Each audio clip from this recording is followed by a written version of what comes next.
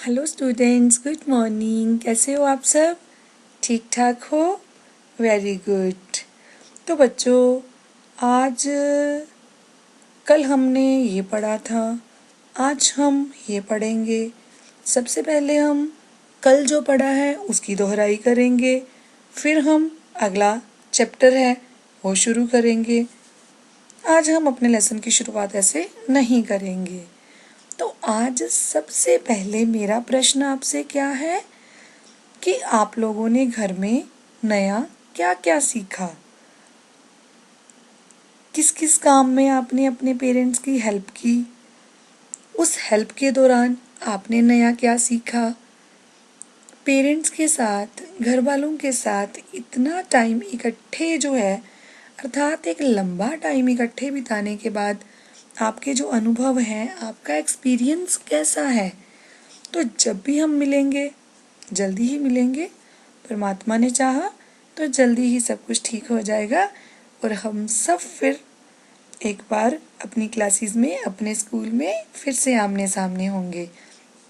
तो उस दिन, पहले दिन, सबसे पहले हम इसी विषय पर चर्चा करेंगे। तो ये प्रश्न मेरा अपनी नोटबुक्स पे लिख कर रख लो कि आपने घर में क्या क्या सीखा, किन कामों में अपने पेरेंट्स की हेल्प की तथा आपके जो एक्सपीरियंसेस हैं वो कैसे रहे। हाँ, मैं भी आपको अपने अनुभव ज़रूर बताऊंगी कि इतना लंबा टाइम अपनी फैमिली के साथ बिताकर, घर में कुछ नए काम कर कर मैंने क्या क्या सीखा, मैंने कौन से नए एक्सपेरिमेंट्स किए। अब नए एक्सपेरिमेंट्स में एक चीज़ तो मैं आपको बता देती हूँ कि मुझे गार्डनिंग जो है वो बिल्कुल नहीं आती थी, पर घर में एक छोटा सा गार्डन है, तो अब मैंने छुट्टियों में अपने समय का सदुपयोग करते हुए वहाँ कुछ पौधे उगाए हैं, जैसे टमाटर के पौधे, भिंडी के पौधे, कुछ करेला, घिया, रामतोरी, इनकी बेलें भी वहाँ पे उगाई हैं। तो अब अभी तो वो बड़े छोटे हैं, जब वो पौधे थोड़े बड़े हो जाएंगे अपनी किसी वीडियो के माध्यम से आपको दिखाऊंगी ज़रूर। और जब हम क्लास में मिलेंगे तो मैं भी अपने मीठे मीठे जो अनुभव हैं वो आप सबसे बांटूंगी, आप सबको बताऊंगी और आपसे भी पूछूंगी कि आपका अनुभव कैसा रहा।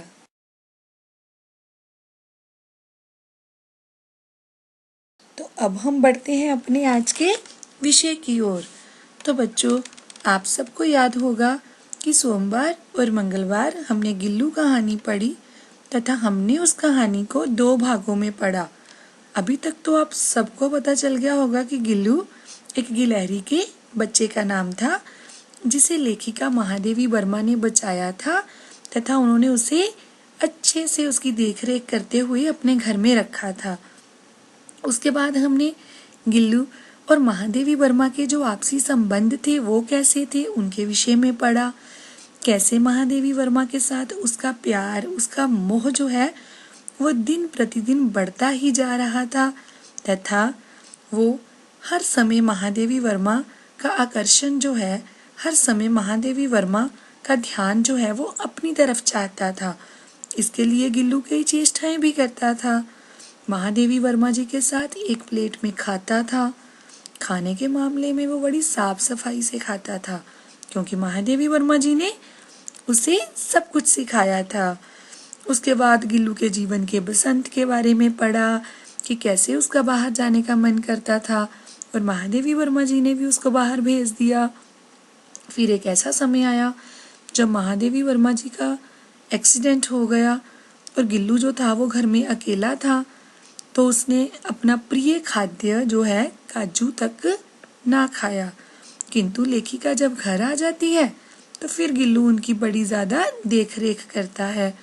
उसके बाद कहानी में हमने गिल्लू के अंत के बारे में पढ़ा कि गिलहरियों की जो जीवन अवधि होती है वो ज़्यादातर 2 वर्ष तक ही जी पाते हैं। तो गिल्लू जब 2 वर्ष का हो गया तो वो बीमार रहना शुरू हो गया। कैसे वो अंत समय में लेखिका के बिस्तर पर आ जाता है, अपने ठंडे पंजों से कैसे उसने लेखिका के हाथों को पकड़ लिया, हमने ये सब पढ़ा।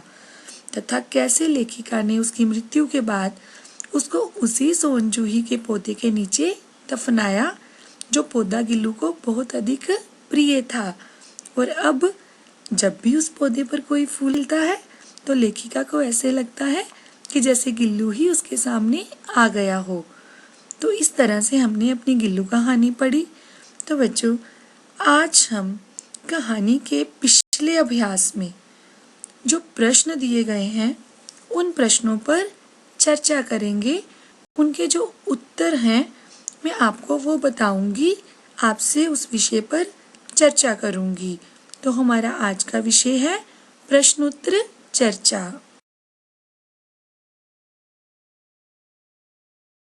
तो सबसे पहले लेसन ऑब्जेक्टिव्स। प्रश्नोत्तर करने के पीछे उद्देश्य क्या है हमारा?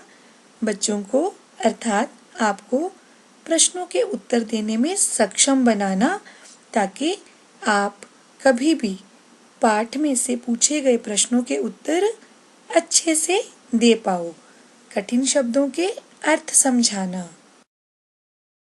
हमारा पहला प्रश्न, सोनजूही में लगी पीली कली को देखकर लेखिका के मन में कौन से विचार उमड़ने लगे? प्रश्न सुनकर पक्का आप सबके चेहरे जो है वो आत्मविश्वास से भर गए होंगे और सबके मन में बड़ी एक्साइटमेंट हो रही है कि हाँ, काश हम क्लास में होते तो हम फटाफट से मैम को इसका उत्तर दे पाते। कोई बात नहीं, जब हम क्लास में मिलेंगे तब हम फिर से एक बार इनकी रिवीजन करेंगे और तब सारे प्रश्नों के उत्तर आप लोग ही दोगे, क्योंकि मुझे पता है आपने कहानी बड़े अच्छे से सुनी है और आपको प्रश्नों के उत्तर आते हैं। तो पहला प्रश्न जो है, सोनजूही में जब भी वो पीली कली खिलती थी लेखिका के मन में कौन से विचार उमड़ते थे? तो सोनजूही में लगी पीली कली को देखकर लेखिका के मन में एकदम से गिल्लू का विचार जो है वो आ जाता था। लेखिका के मन में गिल्लू का विचार क्यों आता था?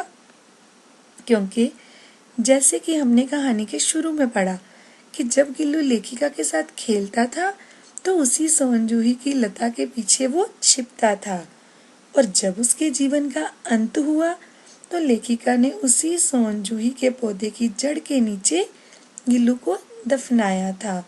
इसलिए जब भी उस पौधे पे कोई कली खिलती तो लेखिका को लगता कि जैसे गिल्लू ही उसको चौंकाने के लिए आ गया हो। अगला प्रश्न, पाठ के आधार पर बताएं कि कौवे को एक साथ समादृत तथा अनादृत प्राणी क्यों कहा गया है? तो बच्चों, जब हमने कहानी पढ़ी थी मैंने आपको समादृत तथा अनादृत इन दोनों शब्दों के अर्थ समझाए थे। समादृत सम्मान देना, अनादृत किसी का तिरस्कार करना। तो कौवे को ऐसा प्राणी क्यों कहा गया है जिसका सम्मान भी किया जाता है तथा जिसका अपमान भी किया जाता है? तो इसके उत्तर में हम क्या लिखेंगे? कौवे को समादृत प्राणी इसलिए कहा गया है क्योंकि वो छत पर बैठकर अपनी आवाज से हमारे प्रियजनों के आने की सूचना देता है। पितृपक्ष में लोग इसे आदर से अपने घर में बुलाकर भोजन देते हैं। श्राद्ध वाले दिनों में आप सबको याद होगा कि जब भी घर में कोई पकवान बनता है श्राद्ध वाले दिनों में तो सबसे पहले वो कौवे को डाला जाता है, उसको खिलाया जाता है। किंतु उसे अनादृत प्राणी क्यों कहा जाता है? अनादृत इसलिए कहा जाता है क्योंकि उसकी आवाज़ सबको कड़वी लगती है और हमें क्या लगता है कि फटाफट से वो हमारे घर से निकल जाए। इसलिए कौवे को समादृत तथा अनादृत दोनों एक साथ कहा गया है।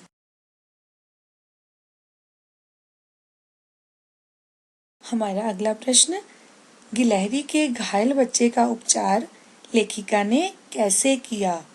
तो आप सबको पता है, कहानी में आप सबने पढ़ा था कि कैसे कौवों ने अपनी चोंच से प्रहार कर करके गिल्लू को घायल कर दिया था और लेखिका गिल्लू को उठाकर अपने घर ले आई थी। लेखिका गिलहरी के घायल बच्चे को उठाकर अपने कमरे में ले आई। उसका घाव जो था, जख्म जो उसके थे, रुई से उनको साफ किया, फिर दवाई लगाई तथा उसके बाद लेखिका ने रुई की बत्ती बना के उसके मुंह में दूध डालने की कोशिश की। लेकिन मैंने आपको परसों भी बताया था कि गिल्लू बड़ा छोटा सा जीव था तो वो अभी अच्छे से अपना मुंह तक खोलना नहीं जानता था। तो इसलिए जैसे ही लेखिका ने उसके मुंह में दूध डाला, उसका मुंह अच्छे से खुल नहीं पाया और दूध जो है वो मुंह से बाहर गिर गया। कई घंटों के इलाज के बाद फिर गिल्लू ने अपना मुंह खोलना सीखा। उसने 2-3 बूंदें जो हैं वो पानी की पी और इस तरह 3 दिन के बाद गिल्लू ने धीरे धीरे अपनी आंखें खोली और गिल्लू अच्छे से स्वस्थ हो गया। और हमारा अगला प्रश्न, लेखिका का ध्यान आकर्षित करने के लिए गिल्लू क्या करता था? आप सबको मैंने बताया कि गिल्लू लेखिका से इतना मोह करता था कि वो चाहता था कि लेखिका का ध्यान जो है वो हर समय गिल्लू की तरफ रहे। तो लेखिका का ध्यान आकर्षित करने के लिए वो क्या करता था? लेखिका के पैरों के पास आकर खेलता, फिर सर से पर्दे पर चढ़ जाता, उसी तेजी से नीचे उतरता। वह इसी तरह भागता दौड़ता रहता जब तक लेखिका उसको पकड़ने के लिए उठ ना जाती। तो हमारा अगला प्रश्न, गिल्लू को मुक्त करने की आवश्यकता जो है वो क्यों समझी गई तथा उसके लिए लेखिका ने क्या उपाय खोजा? तो बच्चों, कहानी में भी हमने गिल्लू के प्रथम बसंत के बारे में पढ़ा था कि जब गिल्लू के जीवन का प्रथम बसंत आया तो गिल्लू अपनी जाली से बाहर क्या देखता कि चारों तरफ फूल ही फूल खिले हैं, पक्षी पशु जानवर जो हैं वो बाहर खेलते हैं और बाहर की गिलहरियां जो हैं वो चिक चिक करके गिल्लू की जाली के पास आके गिल्लू को बाहर बुलाती। तो लेखिका ने जब गिल्लू को बाहर झांकते हुए देखा तो लेखिका समझ गई कि अब गिल्लू को भी मुक्त करना जो है वो आवश्यक है। तो इसलिए लेखिका ने गिल्लू को मुक्त करने का सोचा। अब उसके लिए लेखिका ने क्या उपाय खोजा? क्योंकि लेखिका को अपने काम के लिए या कॉलेज भी जाना पड़ता था, तो इसलिए वो घर को ताला लगा के जाती थी।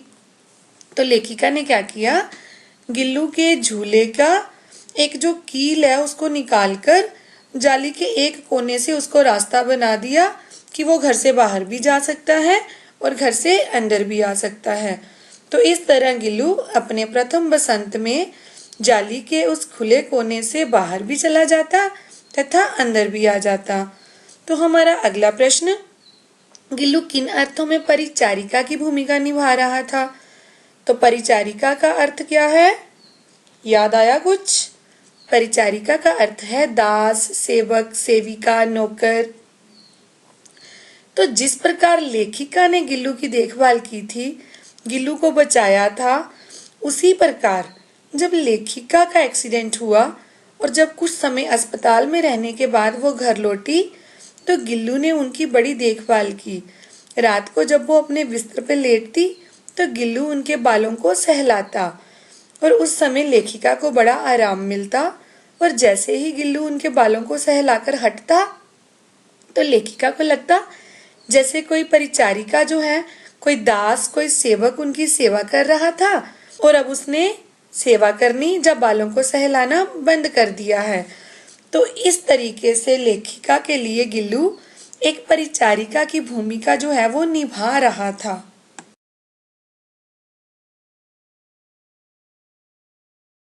अगला प्रश्न, गिल्लू की किन चेष्टाओं से आभास मिलने लगा कि अब उसका अंत जो है वो समीप है?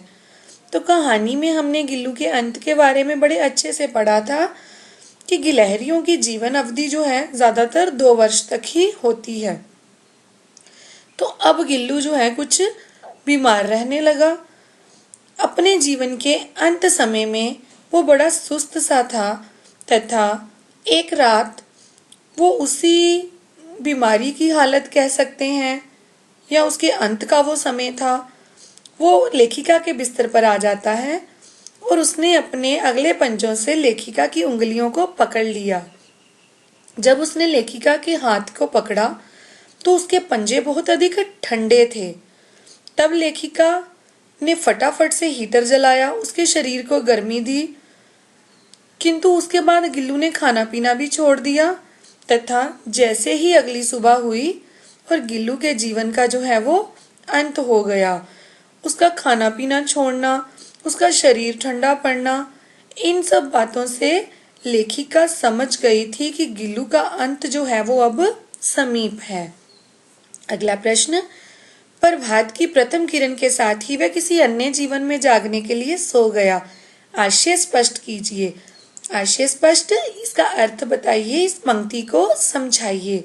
प्रभात सुबह, तो प्रभात की प्रथम किरण के साथ ही, अर्थात जिस समय गिल्लू का अंत जो है पास आया, रात को उसने लेखिका के बिस्तर पर जाकर अपने ठंडे पंजों से जब लेखिका के हाथ को पकड़ा तो लेखिका समझ गई कि गिल्लू का अंत जो है वो नजदीक है। तो उस रात लेखिका ने बड़ी कोशिश की गिल्लू को बचाने की, किंतु जैसे ही सुबह हुई गिल्लू की मृत्यु हो गई।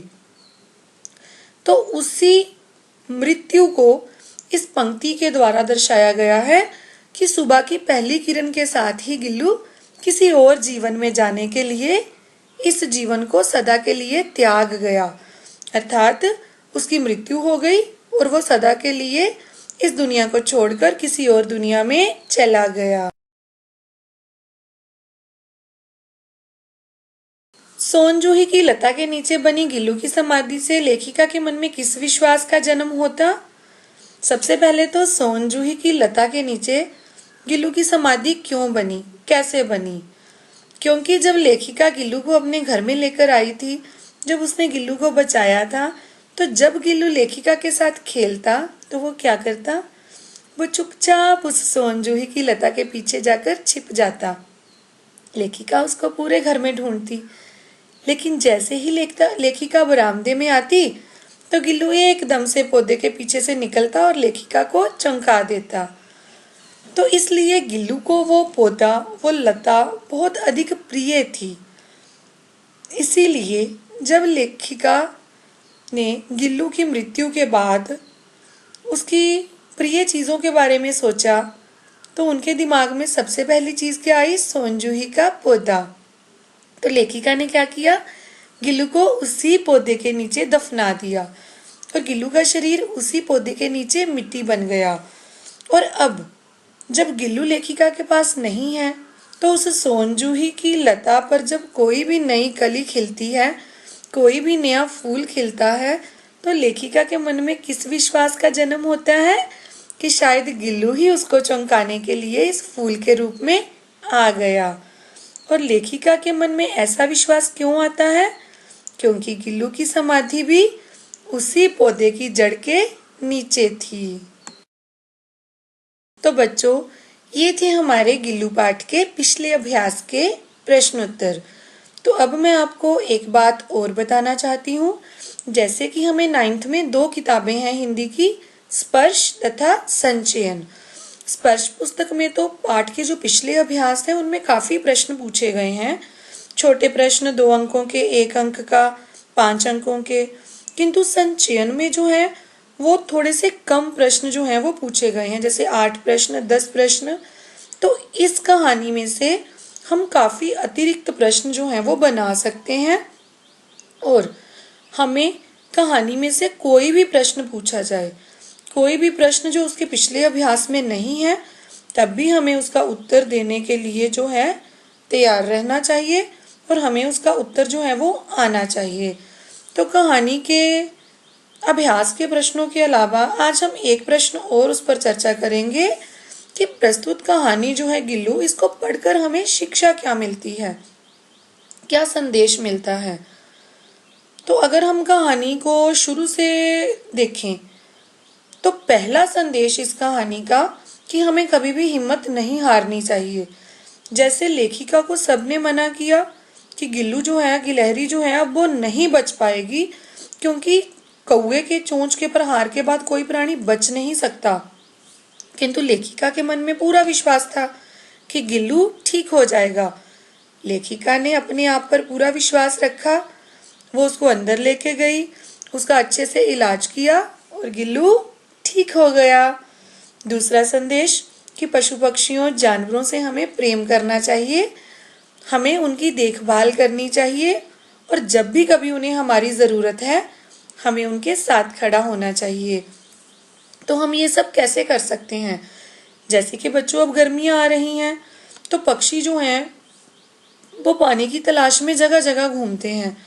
तो एक मैं चीज़ आपको बताऊं कि अपने घर में कोई भी पुराना बर्तन है, कोई मिट्टी का बर्तन है, रोज सुबह उठकर उसको साफ करके उसको स्वच्छ पानी से भरकर अपने घर की छत पर रखा करो। आपको देखकर बड़ी खुशी होगी कि प्यासे जो पक्षी हैं वहां से पानी पिएंगे। इस तरह से हम उनकी मदद कर सकते हैं। और एक चीज हमने और सीखी, जब हम किसी का भला करते हैं, जब हम किसी से प्यार करते हैं तो बदले में हमें भी प्यार, मोह तथा वो देखभाल जो है वो मिलती है। जिस तरीके से लेखिका ने गिल्लू को बचाया, गिल्लू ने भी लेखिका का पूरा साथ दिया। गिल्लू ने क्या किया, लेखिका को जब जरूरत थी तो वो लेखिका के बालों को सहलाता, उनकी देखभाल करता। इस तरीके से पशु पक्षियों के साथ भी हम मानवीय संबंध जो हैं वो बना सकते हैं। अगर हम उनको प्यार देंगे तो वो प्यार की भाषा समझेंगे तथा बदले में पशु पक्षी हमें भी प्यार देंगे। तो बच्चों, इस कहानी के जो पिछले अभ्यास के प्रश्न उत्तर हैं उनको अपनी उत्तर पुस्तिकाओं, अपनी नोटबुक्स पर लिखने के लिए, वैसे तो हमने प्रश्न उत्तरों पर चर्चा कर ली है, किंतु मैं आप एक को लिंक नीचे दे रही हूँ। अगर आपको किसी प्रश्न में कोई मुश्किल है तो इस लिंक पे क्लिक करके आप उन प्रश्नों के उत्तर जो हैं अच्छे से लिख सकते हो। तो आज के लिए इतना ही। कल फिर मिलेंगे एक नए विषय के साथ। धन्यवाद। हमेशा खुश रहो बच्चों।